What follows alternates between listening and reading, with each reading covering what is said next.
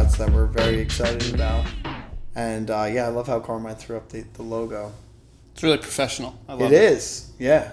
Yeah, it is very, very, very professional. Yeah, we tried to do this, like a month ago, and then everything kind of went sideways. So I'm really glad that we're able to make it here today. Yeah, and everything has its path, so it's totally cool. And there's no rush, and we actually got to get together and do some cool stuff that day. So it's all good, man. And I thank you for your time today. Yeah, I think it's also cool because as of literally the last couple of weeks, all of my life and music stuff really started exploding again. So it's almost like there's just that much more to talk about today as opposed to whatever it was a month or 6 weeks ago where it was a little bit still in the weeds with the COVIDing stuff that was going on. Right. As everything comes back, you're making music again. You were just out in California. Were you Cali was over the summer. Okay. We were out in Cali. There's a project that I've been working with these guys. It's called Whatever We Are, and they're really good at what they do. Mm-hmm. And I haven't actually talked to them in a little bit though since then. But they had a showcase for a management company going on. They had gone to LA pre-pandemic to do a month of writing, hanging out. And then COVID hit, and then they just stayed in LA. And so they had some stuff in New York going on, and I'm sure we'll get to it, but my schedule became a lot less open to all music stuff with the pandemic coming in. I had to take some other work. And so I kind of was able to commit to either I'm going to do this stuff in LA, which is this showcase for this management company and booking agent that feels like it's going to be opening doors for them as a project, or it's do these shows in New York that are kind of local Long Island, and where the guitar player Ian lives up in New Haven. So it was some local-ish stuff where they're from. And I just called him and I said, guys, if you really want to present your band the best way, LA seems like it's way more important than the local shows. Mm-hmm. And they were willing to commit to bring me out to LA. We were able to do this showcase. We got my buddy Antoine to come play bass, who lives out in LA now. We had a great showcase, and it looks like it netted them a relationship with this company that, as we get into next year and the world starts to open up a little more, they're going to have opportunities to do fly dates and opening dates and maybe some opening tour stuff with some other artists that are working with this company. And then I'm trying to think of, all the other travel stuff I have is coming up in November. November, it's everything that was supposed to be March of last year got rebooked to November of this year, which is really fun. It's all music related? Oh yeah. So, how much background should I give before we get into this? Because people probably don't know just by my name. I don't think that means much in just the grand scope of life. Yeah, but if you have people that are tuning in, I can just give the briefest background, which is that basically I've been making music for a living. I get hired to do, I'm basically considered a studio musician, is what you'd call it. Okay. In that vein, I don't really get to do hardcore death metal screamy stuff, because I have friends that do that. I have a buddy that I went to school with that's the drummer in Animals as Leaders, if you guys know that band, my buddy Matt. And there's this guy, Billy Reimer, who was playing in Dillinger Escape Plan, who's out in Long Island, and he's a homie. And then my buddy Kenny in town can do all these blasts. So I know guys that if somebody ever called me and were we have this kind of a band, I would be call one of these dudes. Yeah. But if there's any other music that you're looking at playing, I pretty much get called to do across the board anything else. Cool. And so as a result of that, the last 11 years living in New York, I've gotten all the experiences of what it means to just make a living playing music. And until COVID hit, I've never had, I've had crappy jobs, the high school caddy for the rich people at the golf country club, or I was a hockey ref for a summer or something. I've done stupid stuff that I was this sucks and I'm out of here. But I was given an opportunity to go to a music school, to really study this craft, to be surrounded by other people that were inspiring and pushed me. And then once I pulled my head out of my ass, I was able to kind of start actually making a career out of it. And then for the last 11 years of being in New York City, I've not done anything else. And each year it was getting progressively more and more and more. And I was starting to be a little more selective with what I was willing to do, because I started having the phone was ringing enough that I could either charge more money or I could just say, hey, I can't do this, or I don't, it's too much work and I'm not interested to do that. But I was able to be, one of those people that followed the idea of living in New York and playing an instrument for a living. Cool. and that became a reality. When did you realize that? Like, how old were you when you're like, I'm going to play music for the rest of my life? So it's really funny. We were talking in the beginning. Is there music in your family? Your mom, dad, grandma, So grandpa? it's one of those where my dad is like one of those people that just loves music. You know, and he played drums in middle school, high school. I can't remember when he got whatever he got I have a 1964 Ludwig drum set that he got, I think, in 8th grade. So whatever the math is, like he was, maybe 12, 13. He was born in like 52 or something like that. So in middle school, he like got a drum set, had a band all through high school, did that. I was raised around him basically having music on in the house almost all the time. He's got like over 1,000 records, and it's like alphabetical by band and chronological by record. I mean, it's like crazy how meticulous he had arranged this stuff. And then he has almost that many, if not more, CDs. Now he's trying to digitize everything. But like today, he's still going out and seeing shows. He's in his 60s, and he's still like getting tickets and going and trying to find new bands and new music. Our tastes are a little different today with what I like to listen to and what he likes to listen to, but he's still like following artists that he likes, trying to find new artists and willing to go out to like small clubs and see new bands that he's trying to find. Yeah. Or he enjoys. And they live in Indianapolis, which is where I was born. And he'll still take a drive to Chicago to go see a show. You know what I mean? Like he's got that thing. So I grew up with somebody like that, and what that in turn, what happened is as a little kid, he would be playing drums every so often. I remember like Tubs and Skins. Well, he actually had a drum set, yeah. So he would like set it up every so often, and it would just be in the basement. And I remember like being outside. Like I have a memory when I was a little kid being outside, just like in our backyard, and all of a sudden hearing like drums. And and my family was like a very loving, supportive family. So when I started expressing an interest in that, we already had the drum set, so I just start playing.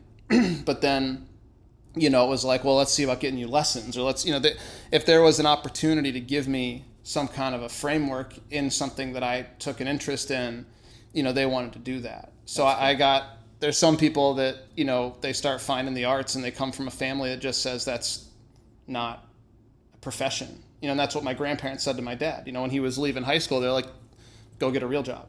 Sure. They're like, you being in this band, that's great that you had this band, but go get a real job, Right. And he never had that kind of support. And so I think that filtered into me, and I get to be the recipient of someone who said, man, I never really got to do this, but you're interested in it, and I want to be able to allow you the opportunity I never had. And so I had this supportive family. I was born in Indianapolis, grew up outside of Chicago, and in the suburbs of Chicago, the band and like fine arts programs, like this is the kind of family I have, is they saw me as a young kid having an interest in this stuff, and they sought out school districts when we were having to move from Indiana to Chicago. They literally went and like looked and like were more interested in how the arts programs looked at those schools and the high schools. That makes a world of difference. Crazy. And that's a whole, I don't think we're going to necessarily go into my own personal beliefs about how the education system is screwing up and taking the arts out of the schools, but like they were able to put me in a position where there was still public schools that had arts programs where the people in charge really cared about what was going on. That's great. And that allowed me to get a foundation through not only middle school, but going into high school, and put me around some people that really taught me almost more than I even learned in college about just how to be on a session. Yeah. And my band director in high school has now gotten all sorts of awards, and he had a friend who effectively was one of my second drum teacher, this guy named Jerry Steinhilber, and Jerry was like a first call Chicago jazz drummer. And so cool. Jerry would come, and he worked with like 3 different high schools teaching all these kids, and then would do all the marching band stuff and do the percussion ensembles and all this other stuff with us. And then at night, he would go and play in the city at all the clubs. And he had a family and some kids, and he was just doing that. And so I was able to hang out with someone. He also went to Berkeley in the early 80s. So I got to hang out with someone who was a Berkeley alum, who was making a living as a professional musician from the beginning of high school through those 4 years. And he was like this huge mentor that, when I started looking at schools, I talked to him. He kind of pointed me in a direction. Right. And he became like, and still is. I called him over just a couple months ago when I was not sure what to do about stuff in the pandemic. And I just said, have you ever been in this situation in your career? And, he got to be, he still answers the phone, and we have a really nice relationship. That's cool. So I got really fortunate that there was all these people that were around that were pushing me. And I guess that, I don't know if that informed. So your question was, when did I kind of find out that this was something I wanted to do? And the funny thing is I have memories when I was in middle school of having this conversation about how I probably was going to go to this school called Berkeley and end up in New York. And I don't know where that came from. But like somewhere from the very, very beginning, I kind of had this thing that was like, this is where you're going to go. Cool. And it was really strange. So then I went to Berkeley for some summer camp, and I went, this is really cool. When I applied to schools, I literally only applied there. I looked at a school in LA, got to a class to sit in on a class, knew more than most of the students in there as a high school student. I said, well, this is BS. Mm-hmm. They said, oh, the drummers don't have to do music theory while they're here. They just do the rhythm stuff. And I went, this is crap. I don't want to be around that. I want to learn all this stuff. And so I sent one application in. I did a scholarship application. Berkeley said, we'll give you couple of bucks. It wasn't a lot of money, but they said, we'll give you a little something if you want to come. And it was like, that's where I'm going. Sweet. And then that was derailed by me, shooting a bunch of heroin at 17 and 18. Yeah. Almost not making it. Yeah. But it was like from the very beginning, it was like, this is what I'm going to do. And that's a strange, today it's still very strange that it's like, I've never questioned, am I supposed to do anything else until COVID? Right. And so I just followed that, and I had a family that was willing to support it, even though I was tearing it down, and they were getting that summer before I got to Berkeley, like I was in, rehab. I was doing like, out inpatient for a month and then outpatient, and I was just sitting there going like, get me out of here. So that's interesting that you want to get out of there, but is there a time where, drugs become more than the music? Because like, so for me, for instance, I always wanted to have like my own company and like wanted to, pursue something like where I had my own like sports and media company or whatever, right?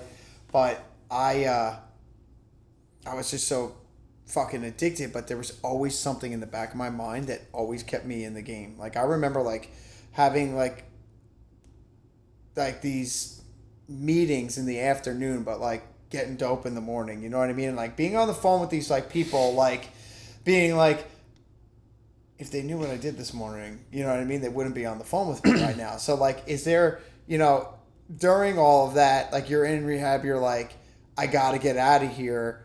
I'm going to Berkeley in the fall. Like you guys don't understand, like, but so what I'm saying is like above all else, I mean, music is just always been the driving passion in your life, and nothing, not even, heroin usage is getting over that. I would say that music was always there, and one of the reasons or one of the moments that really made me take pause before I was struck sober was I realized I was about to give that over, because that was really where I was at. I'd gotten to a place where I was waking up and I was suicidal every day, and I really couldn't. I was like, I can't imagine living how I'm living. I also can't imagine like the idea of sobriety, recovery. I just thought it was so lame. It's like all my heroes are drug addicts and alcoholics. Yeah. Like this is how you have to live to do this. And I was 24 years old, and I'm like, most of my heroes died at 27. So I don't want to, 30 seemed like you're ancient. I don't want to be 30. Right. That's terrible. But so I had, for a while, I romanticized all that stuff, and it kind of went hand in hand. Like, I'm here to play music, but in order to be an artist, you got to have this tortured side, whatever. And the reality is I went to this music school, and which most people in the world will consider it like one of the most amazing places. And I think it probably is one of the most special experiences you could have. I don't know today if it's gotten too big. When I was there, it was still like about 4,000 students, period. And that's across all of the years. And a lot of that was new people. So when you started getting a couple years in and you were there like year 3, you really started to know almost everybody that was there for the long haul. And you'd seen a bunch of people come in that were really talented and then go out and get gigs. And you knew who was coming in and like out really quickly, because they were like, they'd make a big splash when they were there, and then they'd be gone because they got picked up by some insane, jazz artist or some pop artist or whatever it is. But in that process, I have friends that really, there's a guy named Lenny Wee. And I was in like an arranging one class with Lenny or some music tech, like some like first year Berkeley. Like Lenny is out there in LA, like huge big time music producer, arranger for like all sorts of huge stuff. I mean, he's like totally on top of the world out in LA. If you look him up, he's just doing a ton of stuff. It's like so cool to see. And we never really were friends as much as like we sat next to each other in this class. But Lenny had that kind of, from my perspective, he was like a studious person. He was in Berkeley maximizing that time while he was there. Yep. I, on the other hand, was like, well, I'll be a performance major because I want to play. That's what I'm here to do. I want to be able to play music for a living, and so I'm going to do performance. And the other side of that is like I can be pretty messed up and play music and not have a problem. And so I went to Berkeley, and I'd been in that rehab thing, and the first night my parents left me, I was drinking and smoking and doing everything else with everybody to, hang out. And I started drinking and smoking every day. And then shortly thereafter, people started doing mushrooms and acid, and all these other things started showing up that I'd never done. I said, cool, let's do that. And then eventually, like, the itch to go get some heroin or go get some kind of opiates kind of kicked back in. And I was home at the end of that semester, or the end of that first year, saw some of my old dudes from the neighborhood. We drove into the west side of Chicago. We copped on the street. And then I actually flew it back to Boston because my mom had done all the research to know what it looked like when you're high on heroin. Like, that was how she, by the end of it, she was like, I was basically just shooting up alone in my house. They had grounded me. She had gotten a phone call from an undercover narcotics officer on Mother's Day. And he yelled at her in the phone. And you can just imagine, like, Happy Mother's Day, Mom. Yeah. It was like the end of the evening. I had like made her breakfast in bed. We had this wonderful day, and then it ends with like an undercover narcotics officer pulling us over in the city trying to cop. I had a flip phone that had a button that said home, and he pulled the phone up and pushed home. And then my dad was like walking our dog, and she answered. This dude just unloaded yelling at my mom. And so then they were watching, and I was able to like take money and throw it in the mailbox, and my buddies would drive out to the hood and they would come and throw dope in the mailbox. So I'd be smoking cigarettes, and I'd just walk out one day to smoke a cigarette, just grab it, and then I'd go up and shoot up in my, alone in my room or in the bathroom. And my mom started to, they started to get educated. And one night, she looked at me and she was like, "You're high." And I'm yelling at her, "No, I'm not." And she like, "Roll up your sleeve." I was like, and it's like you never roll up the arm that you were shooting up. And so I roll up the other one, and she's like, "How about the other arm?" And then I had to, show her like fresh track marks. It really sucked. So I knew that they would be hip to it if I was really high. So I like waited. But then I got back to school and I started that, and I was living alone. And that summer I started shooting up immediately. I'm like on the streets of Boston by myself trying to find dudes to cop from on the street. Like that's where it went. And so I went to class, and then I was just doing heroin all the time. And so it was like, I was at Berkeley for that semester, but most of the semester was me just learning that I could start selling pot and supporting my heroin habit and needing to drink and all the other stuff.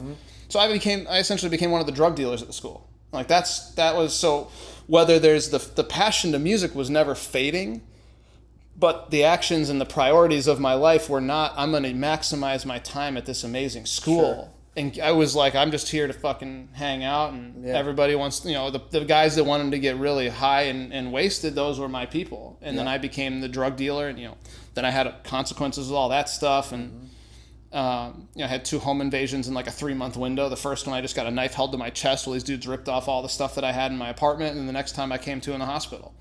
And my face had been smashed up with brass knuckles, and I got hit with a knife somewhere in my arm. And, it was like, just, that's more what I was getting into. And so, I don't look at that and go, man, I'm doing something to jeopardize my music and my life. I go, I need to learn how to sell drugs better. Yep. And I did. I the next 3 years, I was totally cool. And I moved way more pot than I was to fewer people. I was working for a buddy, and he was giving me like 2 to 3 pounds a week, and I would just see a couple of people and like divvy it up to them. And I didn't do anything small, and it was just the same group of people and the same dude, and it just became like clockwork. And I just had a drawer full of cash. And so I was drunk and high and completely out of my mind, wasted every night for that entire time.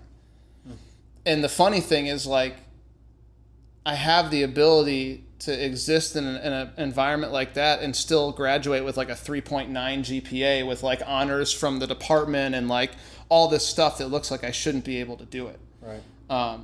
But it was like I didn't really I didn't really go for broke while I was there. I didn't do a lot of stuff that I could have done or meet a lot of people that maybe I could have when I was there because I was more focused on partying. Mm-hmm. I did meet a ton of people, and the connections that I made have sustained, like every single gig I've ever done in New York City is connected in some way to somebody I met at college. Either they're directly on the gig and they call me, or it's through being with them and meeting somebody else and that guy calls me, but it's all related to that community. But once I got to New York, it was like, it's go mode. I'm in Brooklyn now, I'm living in New York, and I got to live different and I got to do this thing.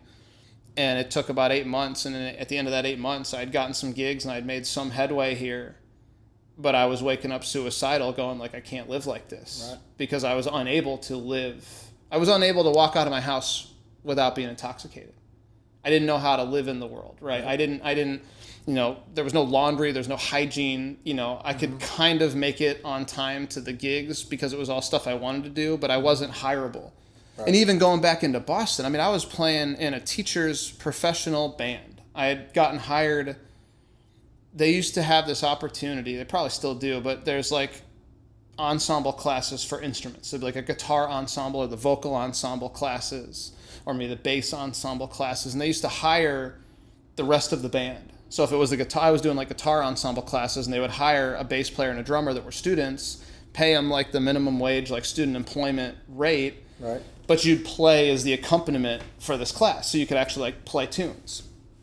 And I was doing that with one teacher who then, invited me on to play his original music, because we were doing some of that in the ensemble, and he's like, man, you guys sound pretty good on this. Would you ever want to do a gig of like all my music? And then through that, he goes, hey, I have this working band that does private parties and events. And, my drummer just canceled. And I have this triple weekend over 4th of July. Do you think you'd be into that? I said, sure. And so I started having professional gig opportunities as a student, as a raging alcoholic and drug addict. And I would get on those gigs with that guy. And there was one time in particular, we were up in Maine, and I literally like preloaded some needles and drove with like syringes ready to go. Mm-hmm. And at a dinner break or whatever, I went to my car and tied off with my belt and shot up in the middle of someone's wedding and went back in and continued playing. And he called me that week and he goes, dude, are you getting high on my gigs? Like he knew, because he had done, he had history and he'd been around the music world long enough. But like that's where I was at. Like I was getting legitimate opportunities, and I was just like dropping them in the toilet and flushing it. You know what I mean? Yeah. I got fired from that band shortly thereafter, and so I never lost the music is my purpose thing, but I came really, really close to just giving it up and giving it away. And then, as I said, I came to New York and I had gotten some opportunities. I was meeting some people. I was getting to do some music. Nothing would have been sustaining making a living here. And then I just said, I really want to die. And I realized that the reason I really think I wanted to die was that I saw I was at the point of I'm going to let go of the music. I was about to be like unable to live in this apartment, probably have to live in my car, and would start selling everything I had probably in order to keep going. And that's where it was headed. And my fear was always that I'd be the guy pushing the cart on the subway. Mm-hmm. And I was, I wasn't there, but I was like on that path. Yeah. I had a similar experience where like I had gotten a ride home. I was bartending at this point, and I got a ride home from somebody. I just told this guy, I was like, listen, I can't keep up with it anymore. You know what I mean? It was just like, I was going to, like you said, like I had a choice. I'm either going to go this way and get clean and find some sort of solution, or I'm just going to say fuck it and just make that my life.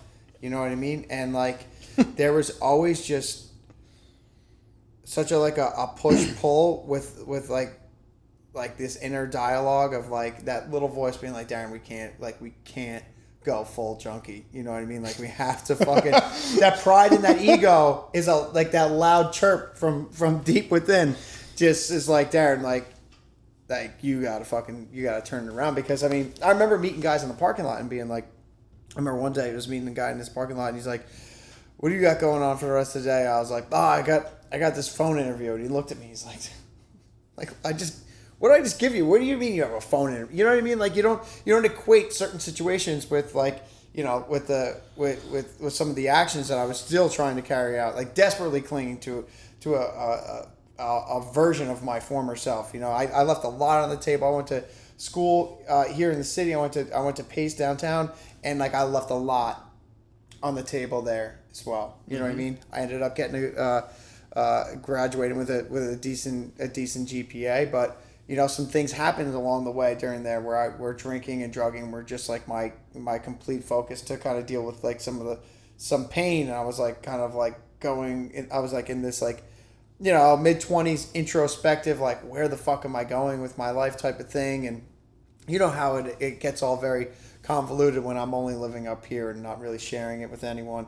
And at that point starting to think about like, you know, like I really wish I would just fucking, tonight would be the night where I'm just not going to wake up in the morning. You know what I mean? You know, and like that's just like a scary, scary place to be, man, because, you know, coming to find, you know, like working, doing some, you know, some inner work and surrounding myself with, you know, some people that call me on my shit, you know, my life today is amazing. And to think that like I would even kind of, you know, miss out on even my worst day today is just, it's sad to think that that's what I wanted, you know? Oh yeah. It's, you know, and I, you know, that one part where we were talking, where you had mentioned, you know, getting clean and like still like 8 months, like wanted to die. Like I was the same way. I was like 8 months, like, you know, didn't have any type of direction. I was just not drinking and getting high, and I was like fucking miserable. And I remember, you know, I grew up in a home too where music was always being played. My mother loves music, and I always was listening to music. And I remember her saying one time to me, like once I was clean, you know, and I was like listening to music, she's like, does like listening to music make you want to get high? And I was just like, and like I just said to her, I was just like, you know, like everything really makes me want to get high. You know what I mean? It's really not the music, you know? Yeah, if I'm breathing, chances are. Yeah. Chances are I want to be fucked up. So, but like, coming out of that eight months, like, you know, is there a fucking moment that is just like, you're like, damn, all right, like I have to do something now, or because that dream of music is fading. Yeah. I mean, so yeah, the 8 months for me, I was still completely annihilated all the time. But I was living in New York for about 8 months, and it brought me to this point where I literally was like, you know, I had formulated the suicide plan. I know a lot of people now that tried it today, and I don't think it would have been successful, but I was just going to try to go overdose intentionally in my car somewhere upstate, you know, and I had like a monetary value that like if the bank account's going to go under here, and I know like I'm not paying any of these bills, like I might as well just like cash out. And it's funny because when what you were just talking about, it's like you can't scare somebody when they want to die. And it's something I see today that just doesn't work. There's so many people that I meet that, you know, they're like, you keep doing this, you're going to die. And it's like, dude, if you told me that, I'd be like, thank you, please. Fuck like, yeah. I'm trying to. Like, can we get out of here? Yeah. And that's what's so sad is that you get so disconnected from reality. Because I can't see, at that point in my life, I couldn't see any positive attributes at all. To me, it's just, I'm walking around, the dark cloud is here, I hate everybody, you know. And it looked like this. The people that came to New York in the same time that I did from Boston that were like, I knew them, they were cool, you know, we were friends, they started getting opportunities. Some of them started going on tours or getting in bands that were like doing some cool shows. I don't get, wow, that's really exciting for, you know, for John or for Pete. That, oh, you see that, you know, Sharon's got this cool gig going on. I look at it and I go, I'm more, you know, like, yeah. F them. Yeah. You know, and I sit in the corner at their show. The only reason I showed up to their show is because my band's going to play, and I want to tell all the people there to come to my band. And so I'd come in, and then I would listen to their music, and I'd be like, they're not that good. And totally. I would judge them because I was insecure, and I needed to feel superior some way. And so I'd sit in the corner of the room, and I'd be judging these people that I really liked. They're good people. I enjoyed spending time with them. I was friends with them. But I would get so jealous. And I just, you know, so I was in that place where it's like there's no joy there. And so what happened was it's somewhere in the middle of that, you know, but being at 18 and being in that inpatient rehab, like I knew that people lived sober lives. There was one guy when I was at Berkeley who was sober, and I had met him, and we got to play some music, and he was just that person. When you meet the happy guy, Hate him. I hated the happy guy. Yeah. It was just like I looked at the happy guy and I went, if I was going to act that way, what do I want? And so I put myself with my screwy thinking as if I'm the happy guy, that means I want to get something from you. Mm-hmm. And so like there's something going on there. And I saw him in action, just being happy. And I was like trying to figure out what is he trying to get. He actually was the bass player in that class with that teacher. So I got to meet him then, and then we started playing some other bands together. And I found out this guy genuinely was like a beautiful human being, and he really cared about people. And, and I called him one day in the middle of when I was hitting a wall in Boston, and he shared some stuff with me that was helpful that day. It was kind of in the back of my mind. I knew there was Will, and I knew that, Will had found a way to stay sober and was able to play music and be happy and love life and love everybody around him. And I said, all right, if, there's an example. And I had this thing at 18. So I'm coming to, like basically at that point for me, 8 months into New York, I was just in a blackout almost every night. How old are you at this point? At that point, I'm 24. Mm-hmm. Like 10 years ago. About 10 and a half years ago on the timeline to today. Mm-hmm. And so I started waking up, and for the first time in my life, I said, I think I need a change. I think something needs to happen here, or I'm going to give this all up, and I'm just going to go die in my car. Like that was literally where I got brought to, is I'm about to sacrifice music, and if I'm going to sacrifice music, there's no point in me being here. And I started trying to find some people that maybe could relate to that, and I found myself talking to some people in Brooklyn that would, say novel things like, hey man, like, give me a call. If you're feeling funny, just give me a call. And the reality was, for a couple of months, I kind of circled the drain, is kind of how I call it. And just one day, what happened was I woke up and I had, what some people would just call a spiritual experience or a spiritual awakening or whatever you're going to call in it. But I ended up hearing the truth, which is, for a guy like me, the best I can do is I get fucked up. And when that just became apparent, it wasn't like, it was for the first time, I was like, I told some people that, we were having a conversation, I just said like, I'm fucked and I don't know what to do, but like, I know I'm going to be drunk and high tonight unless I'm like given something else. Yeah. And when I said that, it was really interesting because I hadn't intentionally been thinking like, oh, this is true. It just, all of a sudden, it's like that just fell out of my mouth. And it was almost as if I heard myself saying it, but as a listener. Right. Not as the person saying it. It was like I heard this thing be said in my voice through me. And it just was, in that moment, it just went, that's true for you. And at that particular moment, I happened to be hanging out with a buddy who was like, dude, I could, I get that. And I was around people that understood what I was saying. And, but today I look at it as like, that was the day that I was struck sober. And I was over 10 years ago today. And so I had the experience, what it is maybe the less common one for people that end up in, sober, was that like there was a day where I just was struck sober. The drugs and alcohol stopped working, and I had gotten brought to a place where there was no relief. You talked about like, I'd wanted to be fucked up all the time, but really what I just wanted to be was okay. Mm-hmm. I think if you really talk to someone who has gone through the battle of drug addiction and alcoholism and has gone through that firsthand, most of us that are in that camp will report to you that the reason that we're doing that is we just want to feel okay in our own skin. Mm. And if you have that brokenness that you need to fix in some way, and you find smoking pot or cocaine or drinking, or some people it's eating and gambling. I mean, we get compulsive behaviors in all different types of stuff. Mm. For some people, it's online shopping now. People get addicted to social media likes. I mean, the human condition, we have this need for something.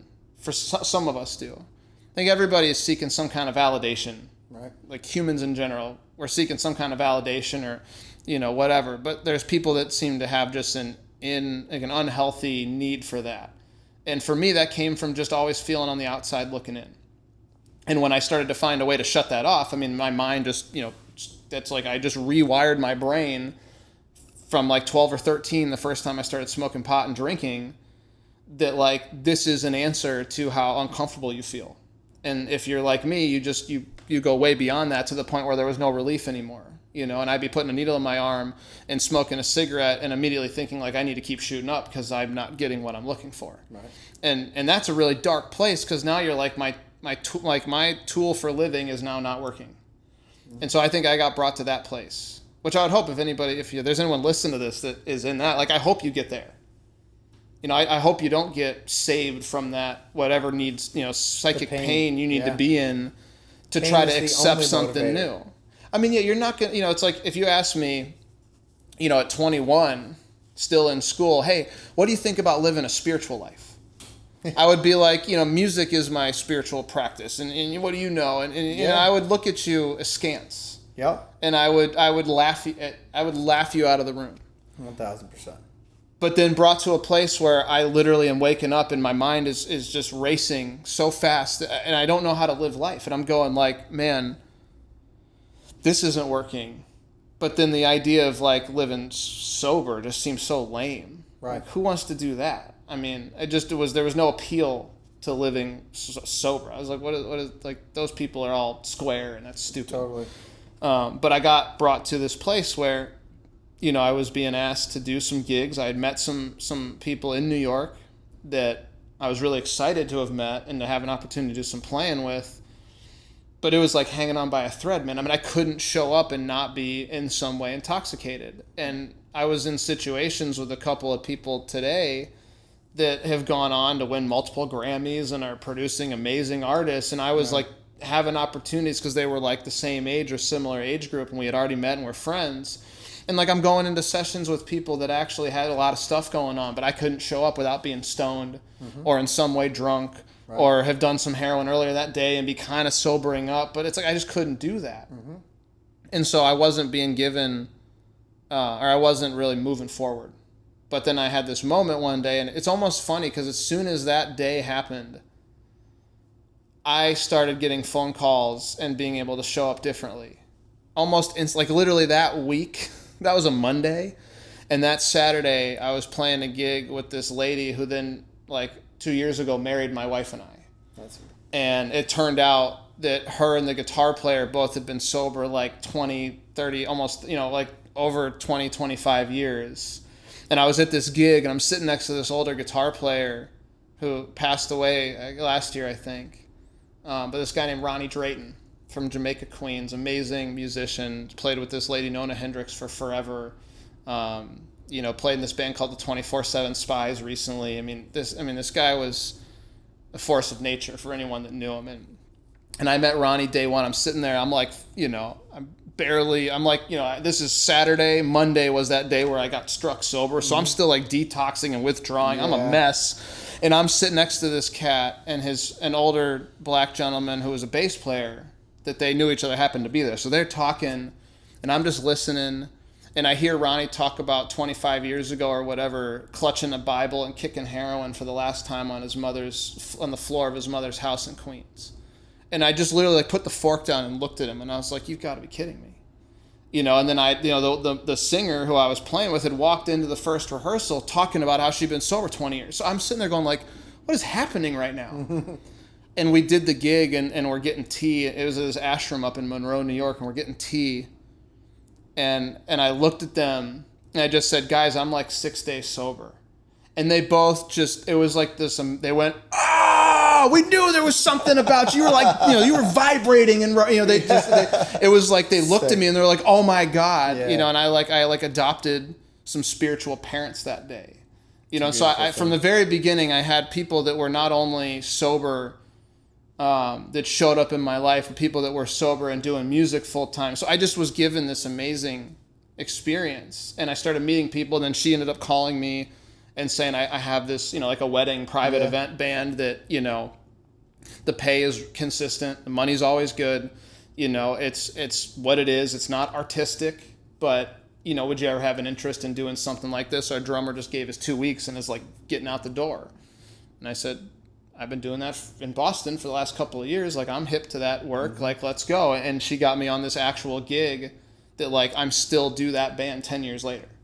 You know, like I have a relationship with the band leader where he called me last night because I had to sub out on Saturday for their gig. And he's like, oh, this drummer was terrible, you know, and he's like, you know, going through the woes of like having to have subs and how difficult it was. But it's like, man, I that idea that I could develop a relationship with someone and not break it and could work with someone for over a decade successfully, like that was never on the table. And as soon as I got struck sober, all of a sudden these opportunities started showing up. And because I was able to show up and actually not be a total train wreck, the music thing really started to happen. And it was really amazing because I was living in New York and I wanted to do this stuff. And all of a sudden the phone started ringing and I was able to just say yes to everything. And like I found myself living in China for 2 months. At 18 months, you know, like 18 months after that, I'm like, I don't know what's going to happen this winter. I don't really have any gigs and there's no, like, this is going to be rough. And then my buddy like emails me, and he's a dude I went to high school with who ended up coming to Berkeley and hanging out with me and a bunch of my friends and getting inspired to go pursue music, went to the LA Music Academy and was living in LA and got put on this gig in China. And so he's in China and he emails me like on the 3rd of January and goes, dude, I just met your buddy Simon, who's this cat from Malaysia that I went to Berkeley with. He's like, I met Simon at the club, man. He's helping put talent together for this gig. You should send him some stuff. And I'm like, what are the odds that a guy I went to high school with is going to meet a guy I went to college with in China at the club? That it's like, it was like those were the things that just started happening. And I started being able to have like, I was like, I don't know where the money's going to come from. And then they're like, dude, we'll fly you out. We'll put you up in an apartment. You play 6 nights a week for 2 months. This is the pay, you know, are you in? I was like, dude, sign me up. And then like, it was like the 20th of January and they're like, all right, we're flying you out on the 31st, go to the consulate and I was like, oh my God, that's sick. You know, but it was, you know, that's where this whole tattoo came from. I got my arm tattooed in China. I was like, let's do it, man. Sweet. But like, so on the career side, all the things that I'd wanted to start doing started to become available once like this one linchpin of my demise was removed. And I started getting opportunities to play with artists that I really enjoy. And then, you know, one of the things I started doing was just going out and supporting music. And so all of a sudden I was finding myself out seeing people that I was inspired by. And if you're in New York, it's like small clubs. So I'd go to Rockwood Music Hall and I'd see my buddy Josh Dion playing, and like we knew each other and then we developed a relationship. We'd get coffee and just talk about life like we're doing now. And then one day he just texts me and he goes, hey man, like I got a buddy of mine, it's his son is this great artist. His dad is a engineer that I've worked with on a bunch of records over the years, but his son is this amazing songwriter, producer, the whole 9 yards, and he's young and he's getting started, and you know I'm just too busy to look at this. Now at this point I don't even think Josh has ever heard me play drums, but we had just met and connected, and he just said, I think you would be really good for this, and he put me in touch with this dude named Elliot Moss, who now I've been playing with ever since he had a band. And we've gone all over Europe a bunch. We've gone US and Canada. We're going to Mexico in November. You know, like I've gotten to start doing all that stuff that seemed like impossible as a result of like, you know, having an opportunity to start showing up different. And so like my whole life started to take on that, where I just started going out and being excited to meet people. I became the happy guy. I didn't know how that was possible. Nice.